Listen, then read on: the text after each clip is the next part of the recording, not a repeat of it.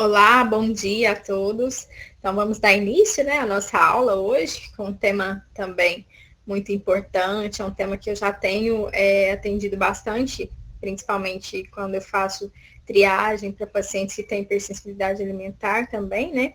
E assim, só para reforçar, a gente já está aqui sempre frisando com vocês, né, que o Telesaúde, além das teleaulas, nós temos também as teleconsultorias, onde poderão tirar dúvidas ou ter uma segunda opinião dos casos clínicos, né, com os especialistas da área ou de outras áreas. Então, para entrar, faça o login, né, através do seu cadastro, acessando o site, né, e aí você clica em teleconsultorias e você tem o acesso para estar tirando as suas dúvidas. Então, o tema hoje é hipersensibilidade alimentar nos pets. A gente observa que existem bastante animais que vêm apresentando hipersensibilidade alimentar, isso que os tutores, né, têm um costume aí de jogar bastante alimento, né, bastante petisco, bastante comidinha extra. Então, muitos animais, eles começam a exacerbar a questão da hipersensibilidade alimentar à medida que eles são estimulados por alimentos em excesso. Então, assim, se for fazer um panorâmico de quais são os pets que têm maior incidência de hipersensibilidade alimentar, a gente considera que o cão está num patamar ali de ganhando ali no ranking, né, de animais, pets, né, que tem aí a hipersensibilidade alimentar como diagnóstico, né, de doenças alérgicas. E o gato é bem menos comum, mas também pode ocorrer hipersensibilidade alimentar em gatos também. Por isso que a pele, né, a barreira epidérmica ali, a pele dos animais, ela tem uma diferença, né, entre cães e gatos, ela tem uma diferença até em espessura, então a gente não observa muitos sinais clínicos no gato, mas pode ocorrer hipersensibilidade alimentar em gatos também. Então, hoje a gente observa que no mercado de alimentação, né, na fabricação dessas alimentações, esse mercado pet aí destinado à comercialização de rações, né, e alimentos e petiscos, ele vem sendo bastante motivado aí com super crescimento. Por quê? Porque hoje a gente tem rações de todas as especificidades, né, rações específicas para paciente filhote, paciente adulto, paciente idoso, rações ali para pacientes que têm alguma alteração, né, de doença, então são as rações terapêuticas que a gente fala. Então eles têm, esse mercado, eles têm todo o cuidado, né, com esses pacientes.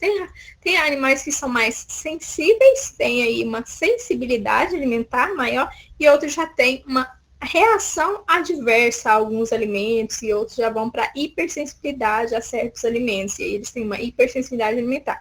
Então, todo o cuidado com essa alimentação dos pets, ele vem crescendo muito, né? O mercado de alimentos para animais, ele cresce exponencialmente a cada dia, e assim, os tutores, né, que são os proprietários, eles têm se preocupado muito mais com a qualidade de vida dos seus pets. A questão alimentar aí dos cães e gatos, ele vem crescendo, principalmente para os cuidados aí com as alterações relacionadas com doenças, né?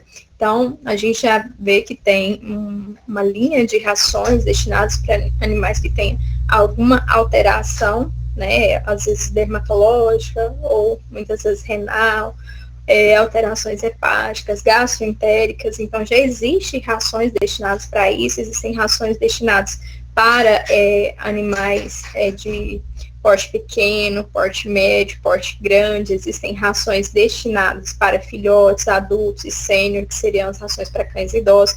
Então, ele vem crescendo para atender toda essa demanda e aumentar ainda mais a longevidade desses pets. Então, os cuidados com a alimentação desses pets, ele vem crescendo, né, exponencialmente, e o mercado de alimentos, né, para esses animais, ele cresce a cada dia, e à medida que as exigências vão acontecendo, né, e aí vem as necessidades para atender nós, né, veterinários, que prescrevemos esses tipos de alimento, né, vem aí para nos ajudar também.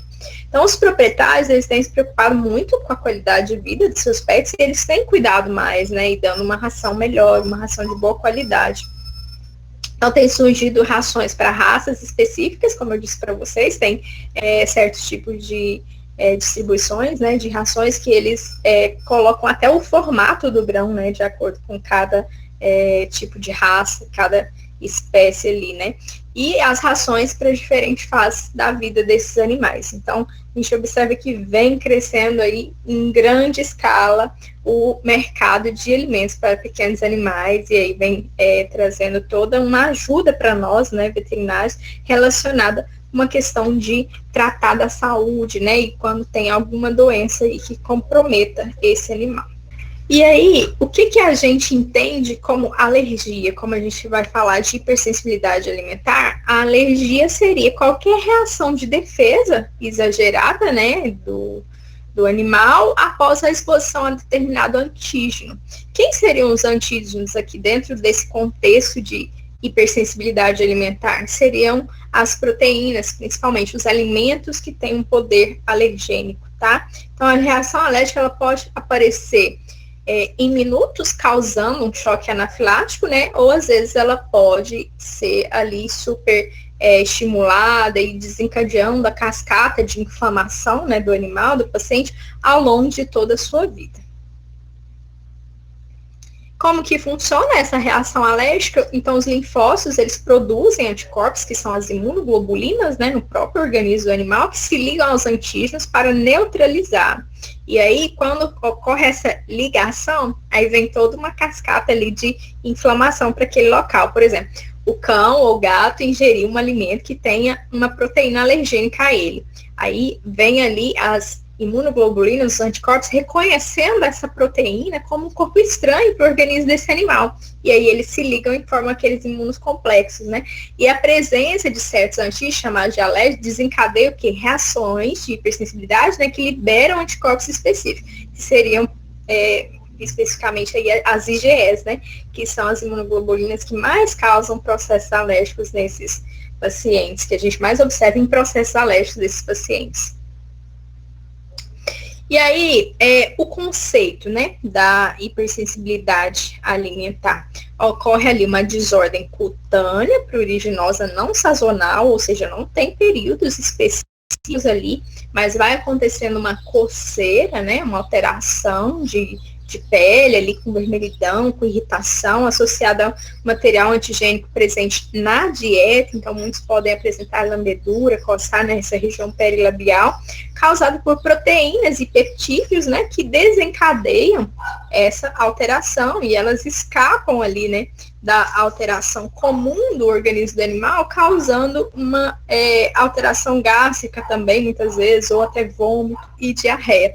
Então, quais são os sinais? Eu não recordo se eu coloquei mais à frente, mais frequentes, mais comuns de um paciente que tem hipersensibilidade alimentar.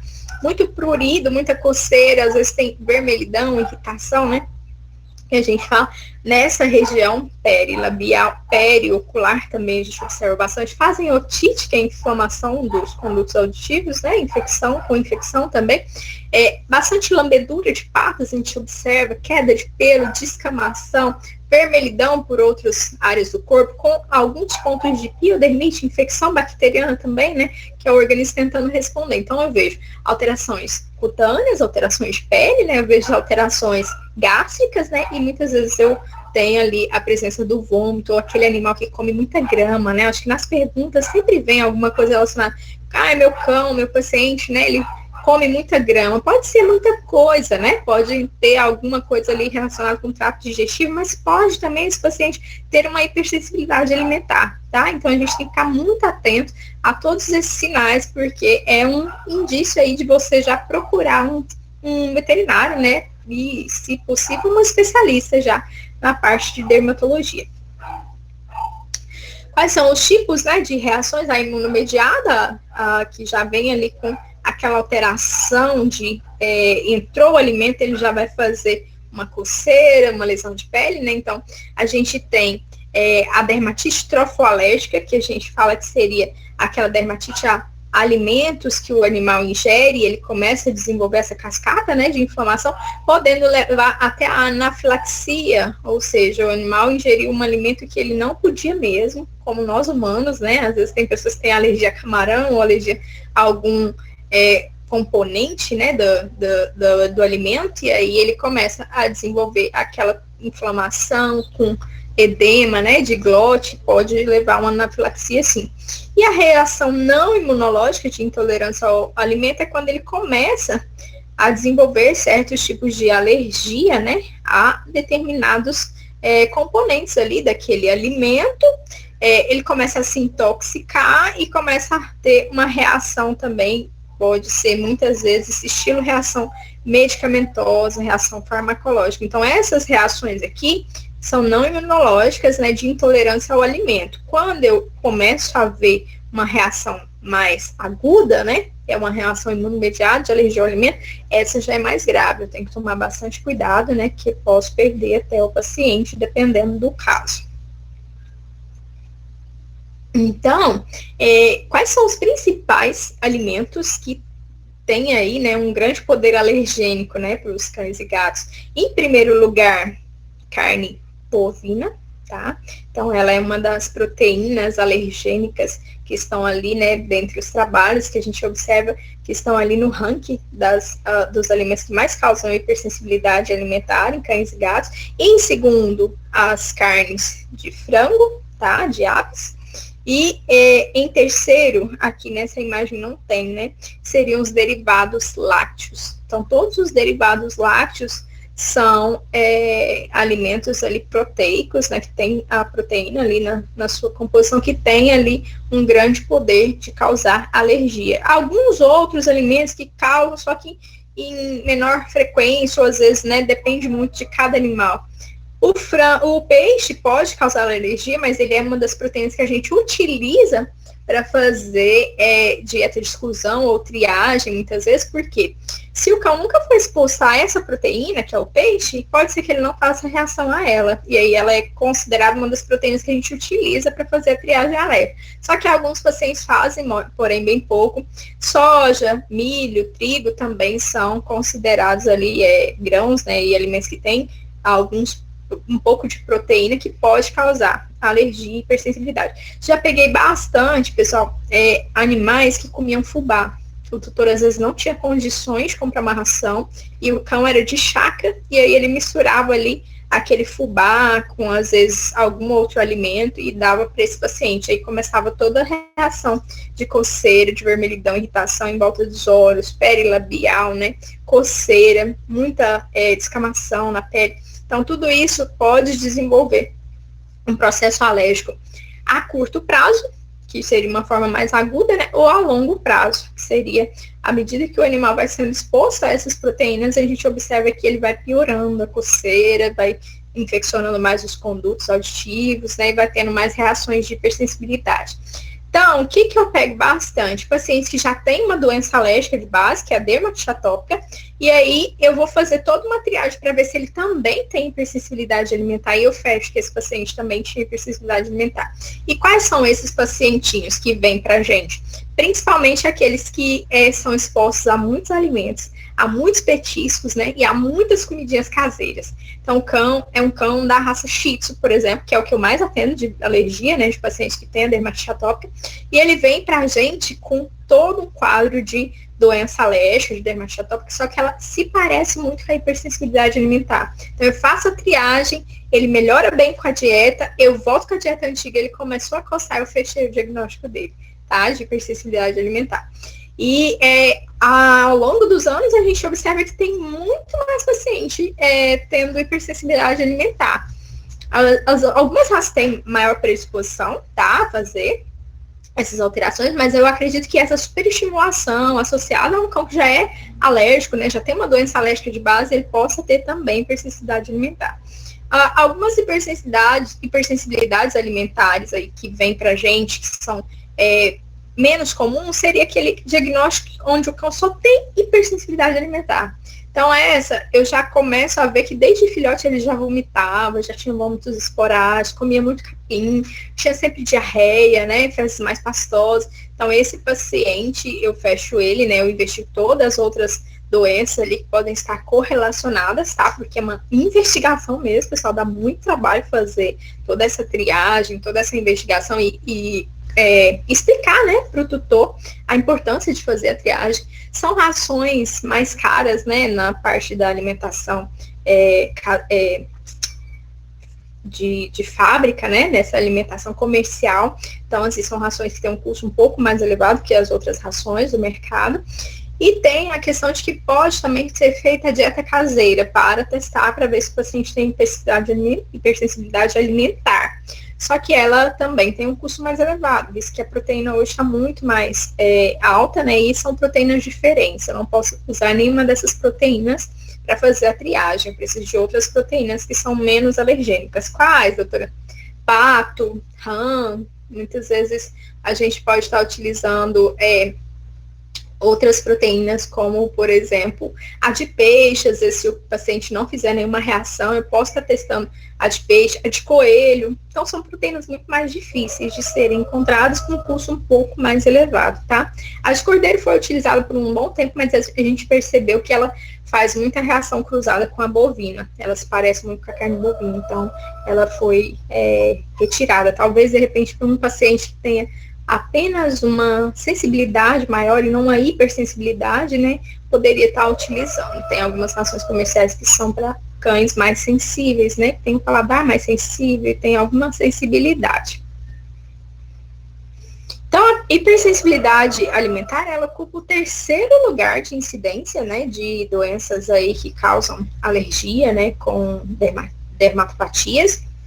Ela ocorre tanto em animais jovens quanto adultos, podendo afetar tanto os machos quanto a fêmea, né? Porém, como eu disse para vocês, ela é mais comum em cães. As raças mais predispostas a fazer a hipersensibilidade alimentar, mais ela, somente ela mesmo, Cocker Spaniel, em inglês, né? Rottweiler, Akita, Golden Retriever e os Poodles. Então, já atendi uma pacientinha poodle que tinha hipersensibilidade alimentar, que ela fez toda a triagem por 2 meses com a dieta hipoalergênica, e quando a gente foi tentar introduzir um novo alimento, a tutora falou assim, ela adora manga, eu posso introduzir, doutora, a manga? Eu falei, vamos testar, mantém na hipoalergênica, mas, né, associa ali como um petisquinho para ela a manga. Foi bater valer. Entrou com a manga, fez ferida nova, fez lesão, coçou bastante, inflamou bastante. Eu, sempre que como manga, então a gente sabe que a manga tem um poder alergênico aí alto também, né? Algumas frutas estão sendo testadas para cães e gatos, mas assim, a gente não tem nada de comprovação ainda ao certo. Mas eu, quando como manga, por exemplo, sai bastante, né, espinhas, alterações na pele, que vem com todo o poder aí de que tem alguma reaçãozinha assim. Os sinais clínicos, como eu comentei, coceira, né, prurido nas patas, orelhas, face, eritema, a vermelhidão, né, descamação, hiperpigmentação, ou seja, a pele começa a escurecer, né, ficar aumentada e espessada, liquinificação com rachaduras, né, com aumento ali do espessamento da pele, que ele está tentando reagir a algo que está entrando, e alopecias. Muitas vezes a gente observa muita queda, né, de pelo, muita falha com alopecias. Tá? Aqui a gente observa bastante escamação, bastante queda, né, na mão aqui desse tutor, tem bastante pelo aqui, né, então o animal vem com pelo bastante escamativo e com queda. Então, o sinal clínico, ele reflete a resposta imunológica, né, a alergia, ou uma reação químico-tóxica, que seria uma intolerância alimentar, muitas vezes vem vômito ou diarreia, ou seja, tá algo ali de errado entrando no organismo desse pacientinho, né? Tem que cuidar e investigar para ver se tem uma hipersensibilidade alimentar junto.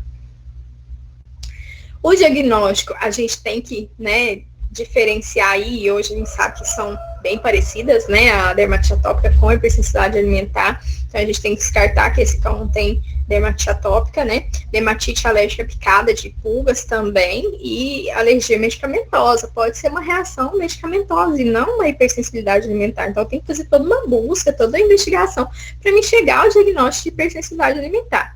A anamnese bem detalhada, muitas perguntas, consultores, né, uma boa investigação para vocês dizerem o que realmente, né, o animal come, o que realmente ele sente, quais são os cuidados que você tem feito nos banhos, né, tem coceira, não tem infecção de ouvido, lambedura de pata, tudo isso eu gosto de investigar e observar para me chegar a um diagnóstico de hipersensibilidade alimentar. Quais os exames que vão me ajudar?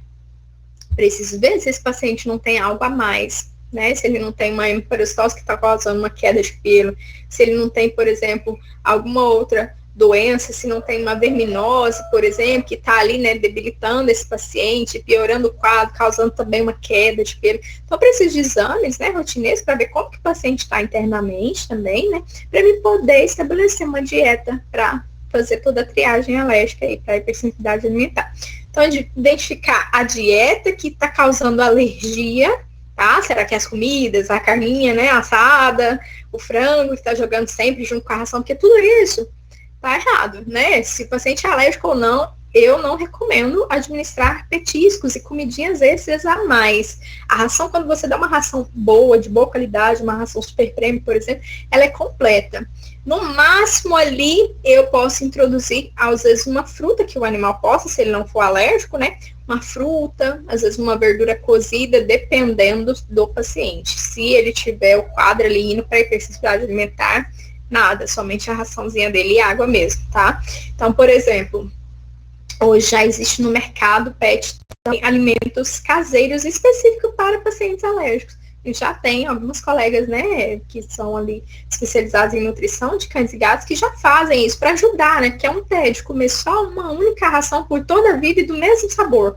Então, já existe isso também. Então, tem que ser toda uma suplementação, às vezes, algum petisquinho voltado para o paciente que já tem alergia. Tem que especificar tudo, dizer tudo para formular de acordo com a necessidade desse paciente. Identificar qual é a causa, né, da alergia por meio dos testes de eliminação. Então, a gente pode fazer vários testes, existem aí no mercado, né, para estar fazendo. Tem o prick-prack, né, que é um teste que você inocula os alérgenos alimentares na pele do animal, que você depila, né, a pele inocula e ele fica de um dia para o outro ali para saber qual é que fez uma reação de hipersensibilidade, mas esse pode, às vezes, ter algum erro, né, alguma reação por manipulação humana ali, que você fez as medidas e não foi tão fidedigna. Então, eu gosto muito de fazer a triagem alérgica. Eu vou muito para a triagem alérgica, alimento mesmo, fazendo os 2 meses da dieta hipoalergênica. Mas existem alguns colegas dermatologistas que fazem o teste de prick-prack na pele mesmo, tá? Para descobrir. E outros já fazem com a própria dieta, e aí vai fazendo a exclusão. Por exemplo, faz a dieta por um período e aí volta com alguns alimentos que ele queira introduzir na dieta para ver se ele vai começar a coçar ou não. Quero saber se ele tem alergia a ovo. Aí mantém o ovo, né, por 1 a 2 semanas, todos os dias ali, para ver quando que ele começou a coçar. Foi no dia 1, no dia 2, no dia 3, no dia 7, entendeu? Que aí vai fazendo. É bem complicado, o pessoal dá muito trabalho, então eu preferi na comercial, a hipoalergênica mesmo, né, e aí depois que termina os 2 meses, eu peço para voltar com a ração antiga. Voltou, doutora, com a ração antiga, não coçou, foi tudo bem, não tem hipersensibilidade alimentar. Voltou com a ração antiga, voltou todas as lesões, coçou muito, tem hipersensibilidade alimentar. Foca na ração hipoalergênica por toda a vida, tá?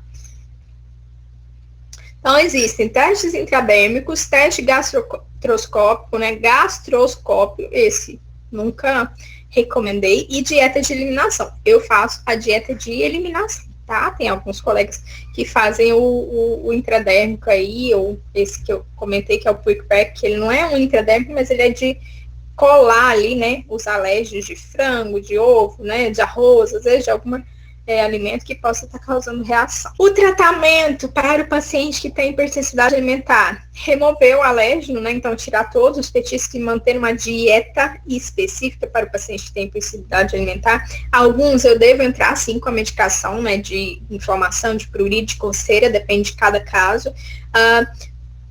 Existem animais que você pode estar fazendo a vacina, né, para estimular aí a ter uma boa resposta do organismo. Eu devo tratar a piodermite, que são as infecções bacterianas, né, secundárias, otite externa, dermatite e malacésia.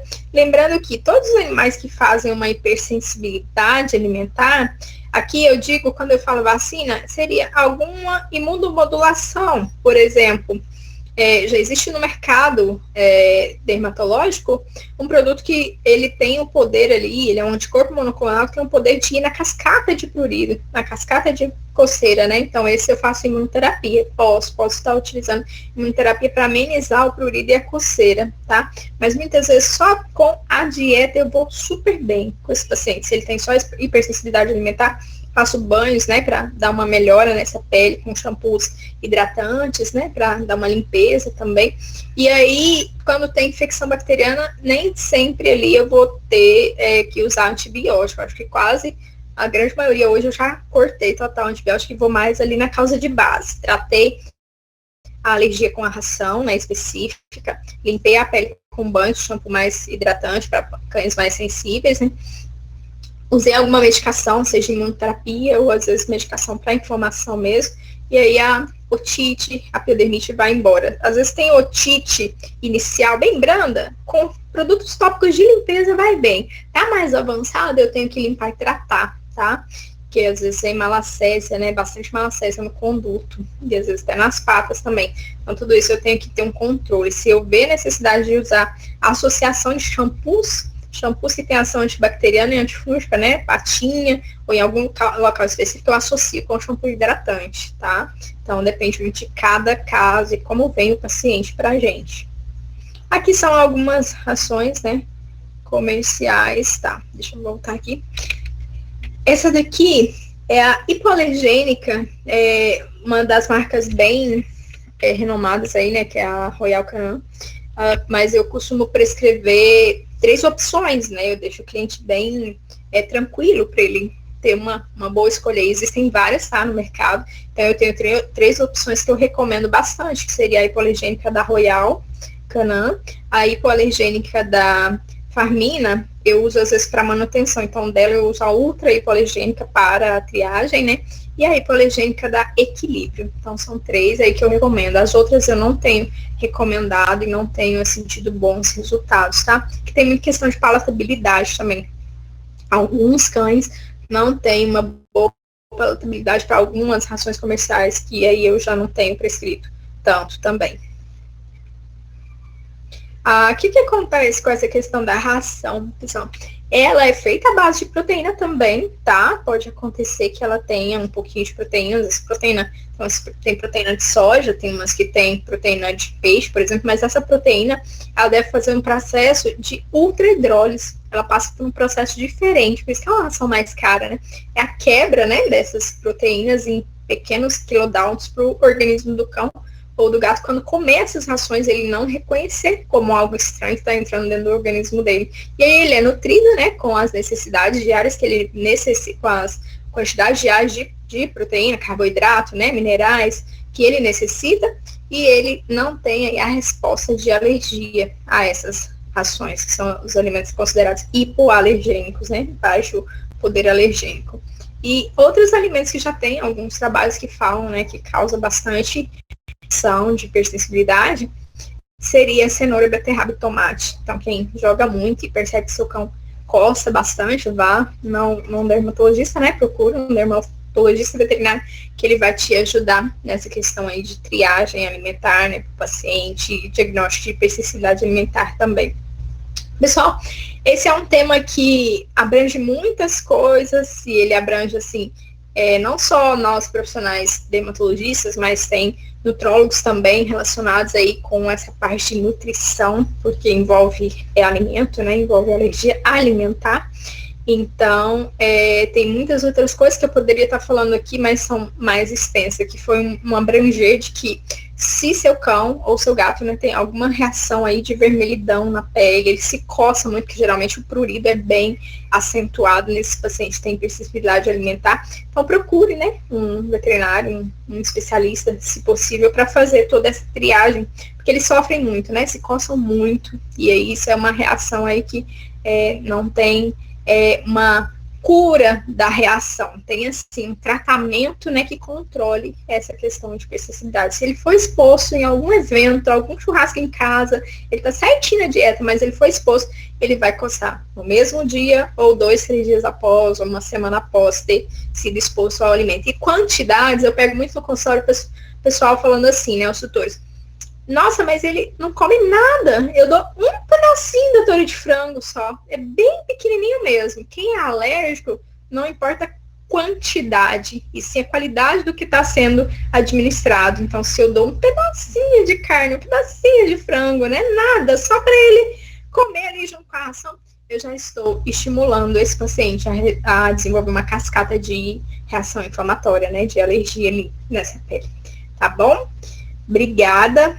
Era isso que eu queria falar. E se tiverem alguma dúvida, estou à disposição.